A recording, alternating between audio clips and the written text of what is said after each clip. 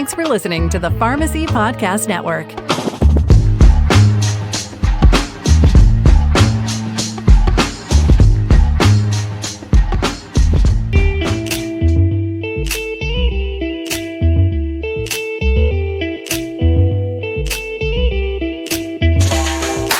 Welcome back to the Pharmacy Success Strategies podcast. We are going to be talking through Chapter 5 of the UpSolutions book. I am delighted to have a very special guest this time. So my guest pharmacy owner for discussing Chapter 5 is Hugh Chancy. So let me give you a little bit of a background of who Hugh is, although many of you will already know who he is. So Hugh he's a distinguished pharmacist and an influential leader in community pharmacy. He has co-owned Chancy Drugs, which is actually established in 1966. So a family-owned and operated business established in 1966. Hugh has continued the legacy of providing exceptional pharmaceutical care across South Georgia. They have 6 full-service community pharmacies and a specialized closed-door pharmacy. So when we talk about Hugh's view and what he sees in the marketplace, it's very much grounded in what's happening today. His impact has extended far beyond his local community because he was the past president of NCPA, which really was a reflection of Hugh's commitment to advancing the field of pharmacy and his dedication to being part of the solution in healthcare challenges. Hugh is active in the Georgia State Pharmacy Association and has been on the board of the Academy of Independent Pharmacy in Georgia for over 20 years. Hugh, thank you for taking the time and being willing to be with me on this podcast and go through Chapter 5 with me. Thank you, Patty, for having me. I'm excited to be here today and look forward to talking through Chapter 5. Absolutely. And, we had a little bit of a chat before we started the interview. And so Chapter 5 in the UpSolutions book is hearing the message, not just the words. And you could say this is the secret sauce chapter, because hearing and paying attention to your patients, your customers, is how you deliver value, right? It's if you understand what they're hearing, what they're saying, and you're paying attention to it, your team's paying attention to it, that's how you create value. You can't do it by just selling. You have to be creating outcomes and solutions and value. So we start this chapter with, your customers are always talking to you. They're always saying things to you and your team. Are you listening? And what I mean by that is that when customers are talking to you, and they talk to you in many different forms, the rule of thumb is whatever a customer says to you or your team, they're communicating what's most important to them. So not only is it responding, if they ask you a question where something is in the store, you have to respond to the words that they're using, but what's the message they're conveying? What's important to them? They can't find something. Is your signage okay? So, Hugh, I think, why don't we start with talking about what you're known for, what your team's known for in your community? You have a way of talking about what differentiates Chancy Drugs, Chancy Pharmacy. So can you talk about what are you known for? How do you talk about that? Well, I think that one of the things that we're known for is exceptional customer service, and we go the extra mile. We've been blessed to have been voted #1 pharmacy, and we also got in the running with Chick-fil-A for best customer service. Wow. For a couple of years. So I'm very proud of my team, and they do a fantastic job of going the extra mile with our patients. And you have a unique way. You've kind of branded what it is. We call it the Chancy way. It's really, we find ourselves wanting to look at everything from our point of view. But the Chancy way is really looking from the patient's point of view and finding a way to meet their expressed and unexpressed needs. Fabulous. So one of the things that I particularly love about this is because you've defined it and you've branded it, it's the Chancy way. It's, the unique way you have of taking care of patients, paying attention to their needs. It becomes part of your culture. Yes. So what's been the impact of branding the Chancy way, talking about the Chancy way for your team and how they operate and interact with patients? Well, it starts off by asking questions, and if we, this chapter kind of gets me excited because unless we ask questions and listen, we can't really find out what their needs are. Mm-hmm. And so when I talk about meeting their expressed and unexpressed needs, we've always been good at meeting their expressed needs, but being able to identify the unexpressed needs, we have solutions to problems that we don't even know they have. Mm-hmm. And without having that interaction and having that relationship, we miss out on opportunities to serve them. So the Chancy way is really about asking the right questions and finding out opportunities for us to serve them in a unique way. Love it. Are there any examples that come to mind? Well, we had a lady to come to our drive-through window in one of our locations a few years back, and she was getting an antibiotic. And the technician that was waiting on her at the window started talking to her about a probiotic and why it was important with the antibiotic she was getting that was so strong. And, the lady listened to her and she asked her a few questions. And then when she got done, she said, I just want to thank you for doing that. No one has ever talked with me about taking a probiotic. I happen to be on one, but it really makes me feel good about doing a business with someone that cares enough about me to share that with me. Well, it just so happened that she was the HR director for a company, a self-insured company in the area. And we've had a 8 or 10-year relationship with that company now. And we take care of some of their more complicated patients and provide special services for their company and their team members. So just that opportunity impressed her enough that she said, I'd like for my employees to come and do business with a pharmacy like this. Love it. I love it. And immediately you can see the positioning your pharmacy as unique because they're just not getting that anywhere else. Right. And that's where, we've talked about creating UpSolutions or solutions for patients, that the only way we can kind of rip our patients off, if you will, is we don't make recommendations. Because the patients don't know what we know. It's like you started, Hugh, by saying we operate from our own perspective, right? We think from our own perspective. We all do this. It actually is a skill, like building a muscle to practice paying attention from the customer's perspective, from your patient's perspective. And yet that's what they value. Right. It's not natural to do that.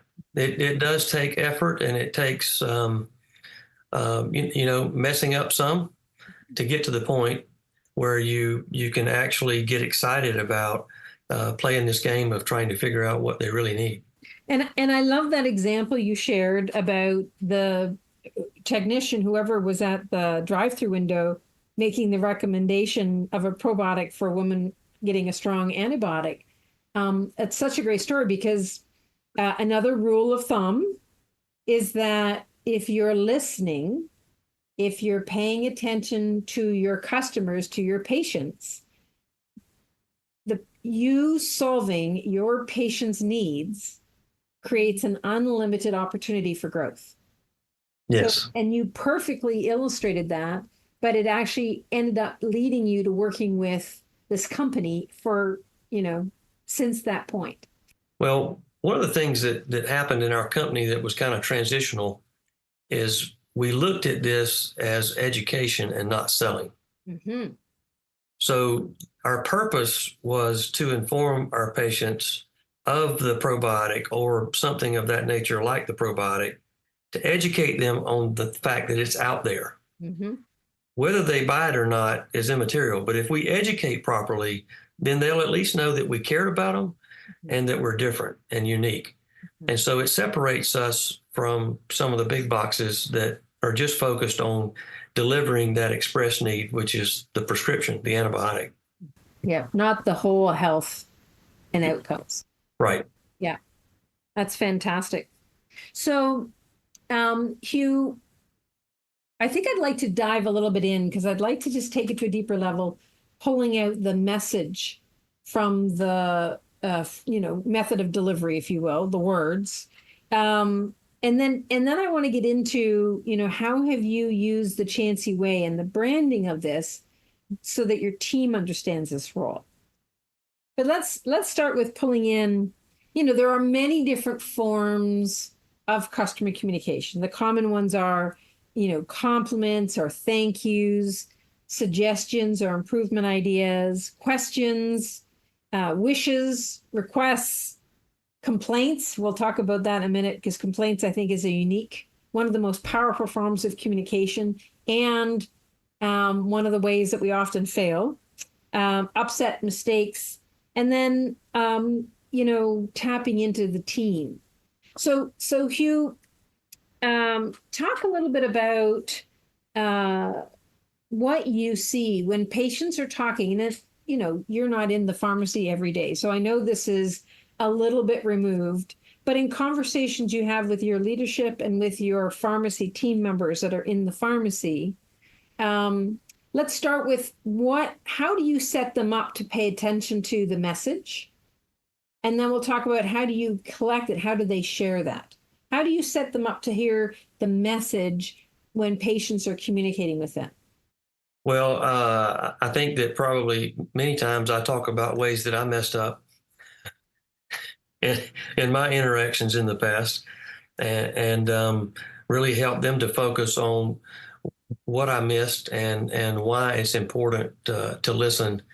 And I think the power of knowledge is in the right question. Yes. I think that by asking the right question, you can open them up, makes them feel important, but also it helps us to find out exactly what they're feeling and what they're thinking. And, I think it gives us an opportunity or direction of where to go with this patient, and whether they need some education or whether they need particular solutions to problems that they have. I think it opens up a whole plethora of opportunities with those patients when we ask the right questions. How do you engage your team so that they have training and feel comfortable and confident asking questions and engaging with patients in this way? Well, we usually take different areas and try to educate on those areas and help them to be on the lookout for those opportunities. The first thing that comes to my mind, I don't know if this is a good example or not, but using inhalers for patients that have COPD or asthma or whatever. If we've got a patient that's coming in and they're getting a lot of rescue inhalers and they're not getting their maintenance inhaler, just start by asking them some questions. Mm-hmm. First of all, I see that you're coming in more often to get this, and I also see that you're not taking your other inhaler. And it gives you an opportunity to ask them, do you know what your maintenance inhaler is? And do you know which one's your rescue inhaler? And that's common knowledge for us in the pharmacy. It's not always common knowledge for our patient. So by explaining to them, what a maintenance inhaler is and what a rescue inhaler is, and that the maintenance inhaler will keep them from getting into stress or situations where they have to use the rescue inhaler so often. That by asking the right questions, it puts you in a situation with that patient to where you're not making them feel bad because they're not taking it right, but showing them how that can improve their quality of life and keep them from getting into those situations where they need a rescue inhaler so often. That's a great example, Hugh, because again, you could just be filling, but there is a story, there is something going on. So is it at the pharmacy level that you find, is this your manager in the store that you're reinforcing with the frontline team that what they're paying attention to, what questions are asked, that the team's always learning and growing based on the experiences that they're having? Well, we used to lead with our core values, mm-hmm. And now we actually talk to patients before we hire them now about our core values and the Chancy Way, and so when we're interviewing people, we get into what our core values are and what the Chancy Way is and what it looks like and how it makes us different. So we start out with them in orientation. Well, we start out with them in interviews, but then we have part of our orientation, our onboarding. We go into that And we have weekly meetings in the stores when we have issues to come up with patients or whatever. And when we're talking about those issues, we talk about the Chancy way and maybe how we should have approached it, or what was the patient actually saying. But we can go deeper in that dive in like a huddle meeting with our team. So it's really kind of taking scenarios and applying the Chancy way and showing the difference, and just working on that continuously in all facets of our business. It's fabulous, because wherever you put your attention is what expands. Right. Like, so we need to deal with when things don't work, but immediately it's what do we learn and how can we use it and how are we expanding and growing. I love that, Hugh. That's a great example. I'm also a firm believer that what you what you praise will grow as well. Yes. So, what you want to replicate, you praise. Mm-hmm. And so when we see someone carrying out the Chancy way, we encourage our leadership to brag on them and to compliment them and actually explain why that resonates with the Chancy way. And we try to do that publicly. We try to praise them public with that. That's outstanding. I 100% agree. And that shows. I mean, the fact that you were nominated, tied with Chick-fil-A, that's one of the things that they're known for above and beyond, right? So well done. That's kudos to you and your team. Part of it, and what I've been listening to in the stories you're sharing, is in order for it to happen consistently, there has to be a systemic structure that supports that. Yes. Right? So you talked about it in the interview and hiring process. You've named your core values, and you can talk about the Chancy way and how does that live, and what does that look like, and what does that give you the opportunity to do? My language is, when the team members understand their purpose and their role, they get to be heroes every day. Exactly. Right? And so the Chancy way is just, how can you be a hero? Who can you be a hero to, and how can you be a hero today? Well, and everybody really wants to be part of something larger than themselves. Yes. Yeah. And I think that when they know that ultimately we're trying to change the quality of life of our patients, and that when we can help them understand how them asking questions and providing solutions actually changes people's lives, then they're a part of something bigger than themselves. Yes. Yes, I agree. And it's why this is so important, because we want to set them up for success. Yes. Like, the base level, when you answer a question that a patient has, that's the base level. But paying attention to what are they telling you about themselves, maybe asking another question, because they might be asking for, a thermometer, and maybe they have a sick child at home, and so maybe they need electrolytes. Right. But if you're not paying attention, not just responding to the question, but paying attention to why they're asking the question, what are they really looking for, what's important to them, that opens the door that you can really create great value for them. At least making them aware of what's possible. Right. Right. The only way we take away choice if we don't communicate what we can do. Exactly. Yep, I love it. All right, I want to do a little bit on complaints. And yes. It's interesting. Nobody likes getting complaints. I teach teams how to handle complaints, and I still don't like getting complaints. I use the complaint as a gift formula. I remember years ago when I first launched an online program, and everything in that time was conference calls, right? So we didn't have Zoom and we didn't have webinars. It was all conference calls. So you couldn't see anybody. And I'm delivering a training, and I got feedback from somebody who was live on the line saying, Patty, are you still there? I wasn't sure if the line dropped or not. And he was just saying, he did it very gently, very graciously, but I'm like, I'm failing, right? Because that's how it feels when somebody tells you what they're not happy with. But all that was happening was, when I was thinking, I was going quiet on the line without communicating. I'm just thinking. So it was a huge gift for me. That has impacted the delivery of programs from that point on. That was 25 years ago. And it's completely impacted how I deliver programs on a regular basis, because it had me be aware that if I'm thinking about something and I need a second, I have to communicate. I'm thinking, it's not just a deadline, right? So, and none of us is it comfortable to hear when people aren't happy, whatever level of unhappiness that is.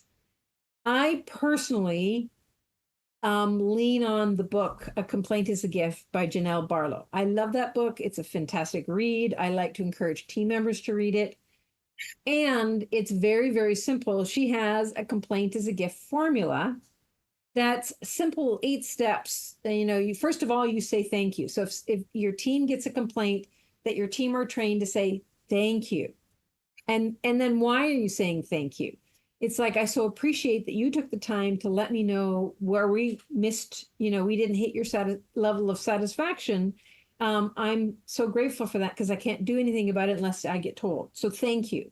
And that's as simple, but it's like when you start by saying thank you when somebody's giving you a complaint, you put them at ease and you give yourself a chance to take a breath. So you're not, it's like there's this negative wave and you can adjust and then engage in a conversation. It's simple, but it's as powerful, Hugh, as when you were talking about the power of questions, right? Yeah. So just very simply, a complaint is a gift is that you say thank you. You explain why you're saying thank you for the gift. So it's authentic. You find out any other detail. Is there anything, what do you need to know? What happened? Ask any questions. Promise to take care of it. And then go and take care of it, and then follow up and let the patient know what you've done and how it's sorted out, and how are you correcting it or adjusting, or even just that you've improved a practice. And then the last step is actually what did you learn from that experience, and how did you grow on? So Hugh, what's your sense? I know your team understand a complaint is a gift. What is your experience in the pharmacy of your team setting up and handling complaints with patients? Well, I think I didn't always enjoy getting a complaint. But now when the complaints are really bad, they come to me. But I read a book by John Maxwell called Failing Forward. Mm-hmm. And so I think that mistakes are always an opportunity to recover well. And people remember you more for recovering well than they do the mistake that you had. And so I think with our team, we don't condemn when we hear a mistake. We look at it as an opportunity for us to get better. And I try to celebrate the fact that only 1 in 10 will complain to you. Yes. Sure. The other 9 will just go somewhere else. Yeah. Or so every time that everyone else. Every time we get a complaint, I try to approach it as a celebration. And I think that the more that when our team sees that it's okay that we have a complaint and that it's not a negative, and the more that we celebrate it as an opportunity, then I think it makes them more receptive to accept those complaints and realize that it's not always personal. I had a gentleman to approach me not too long ago, and he was very ugly to me about the pharmacist and about one of the technicians and several things that we didn't have this drug in. Anyway, it was a long list. He didn't have 1 complaint. He had about 8. And I was tired when he got through just telling me about all of it. But I was able to turn that around, and I shared with him what I was going to do, and that I was going to go and meet with the team, and we were going to talk about it. And his first thing was, "Well, I really like him. Don't tell him that I'm the one complaining." I said, "Well, I can't not approach this without you being involved in the conversation." So I told him, I said, "I'm going to need to do this, but I'll do it in a way where they're not going to look down on you." Anyway, I ended up asking him to give me feedback over the next few weeks over the transition that we were going to make to try to rectify the problem that happened. And so he became like my secret shopper. And he would give me reports, and every time the phone rang, I would just kind of cringe. I was going, "Oh my gosh, what's he going to tell me today?" But he wound up being such an advocate, and he praised the changes to the staff more than, he's not a praise kind of guy, but because I asked for his help, he joined in and looking for what was going right and started praising the staff. And sometimes he would praise to me directly. So I thought that was a great experience that we went through. It was not easy. And we actually had to make a personnel change in that too.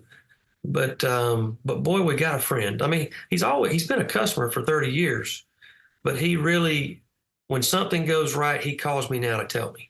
I love it.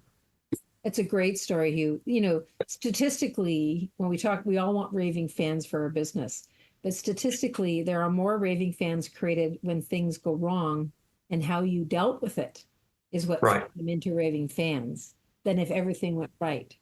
Right.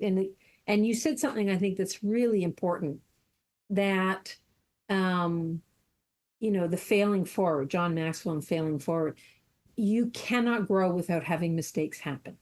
Right. Right. Now, I don't want to see the same mistakes happen over and over again. Then there's an issue to sort out. But it's like if we you know, jump all over a team member when a mistake happens, it's like, what is the opportunity to learn and grow? Because it's almost like what goes wrong is literally communicating exactly what you need to focus on, or the process missing, or checklist missing. There's something missing. I like the I'm not going to remember the quote, but there's an organizational development guy. He's written a number of books, and it's like 96% of the time, a mistake is a systems issue, but we treat it like it's always a people issue. It's almost always that we're missing a system. We've outgrown a system or structure, and we need to shift or redefine. Yeah, I think we hear it with emotion and not with facts. Yes, that's spot on. Yeah, we have to say thank you to ourselves. Yeah. Well, and you know, one thing in John's book, he talks about if you make a mistake and you learn from it, then it was an educational experience and not a mistake. Yes. Not just a mistake. Yes. So yes. I think we have to look at it as a learning opportunity and a way to really go back and recover well and impress. I often jokingly refer to that as the school of entrepreneurial success, and sometimes it's a heavy tuition. Yes. Some of our best education is tough. Yes, absolutely. Absolutely. But it's kind of like, pay attention. I'm communicating something to you. And if you don't pay attention, it's going to get bigger. That's right. Yeah. So, Hugh, I think this is one of the components of your success, right? Chancy Drugs, the Chancy way, what you're known for, the focus on patients, solving patient needs. How has listening to patients, you feel, has contributed to innovation in your pharmacies? Well, I had a patient complain to me about our app. We had an app, and he kind of whines and complains a little bit, but he caught me one night away from the pharmacy, and he was going on and on about it, and I didn't handle it well. I just said, well, we're working on that. It'll get better. And after I got a chance to think about it, I started thinking about what he was saying. So, you know, I went back to him and asked him more questions. And I found out, what did he like about the previous app? What did he not like about the app we had?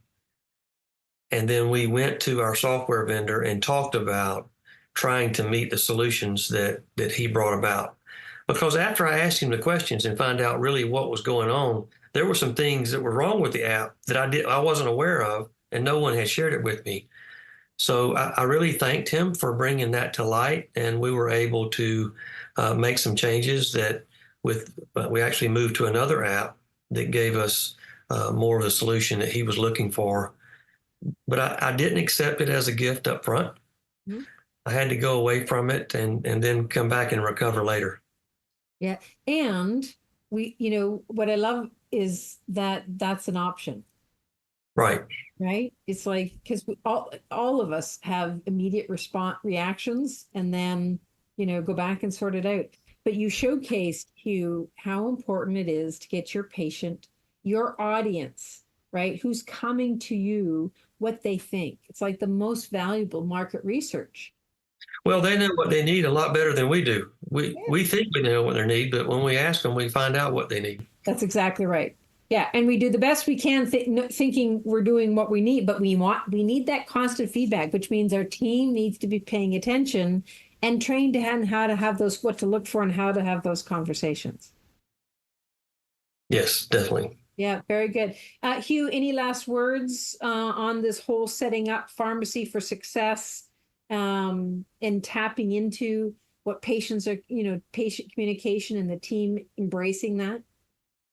Well, I'd like to think that we had it all figured out, but it's a moving target. I think that setting up a culture of continuous improvement and innovation is necessary to getting your team in the mindset of looking for those unexpressed needs. It's a work in progress. I think it will always be a work in progress, but it actually becomes more fun for your team when they realize that they're trying not to fail instead of trying to win. I think that when they get in the mindset of when someone comes to them with a problem or something that makes us feel uncomfortable, if we can reframe that and look at it as an opportunity to serve them in a different way, to innovate, to make our solutions different and unique to them. And we also find out truly what their needs are. So if we can innovate in the direction that's answering their questions, then it's just going to be better for them and better for us too. Fabulous. Well said. And I love the positioning on that. Nobody's actually perfect. It's all continuous growth. So embracing that is freedom. Yes. And having grace with ourselves, right? Right. Yeah. I love it. Hugh, thank you for being on this interview and sharing some of your secret sauce in the Chancy way with Chancy Drugs. Everyone, thank you for joining us in the Pharmacy Success Strategies podcast. We'll be back next month with Chapter 6, Total Customer Focus and Experience.